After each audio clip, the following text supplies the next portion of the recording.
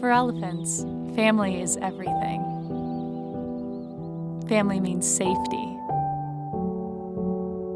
Family means guidance. Family means joy. But for many elephants in captivity, there is no family, only a life of isolation. Life in isolation means psychosis. Isolation means fear. Isolation means a life without comfort. No one deserves to be alone. Elephants belong with their families.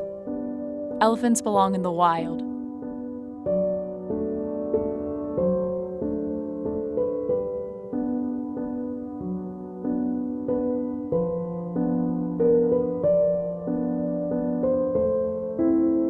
Please, don't go to circuses or zoos.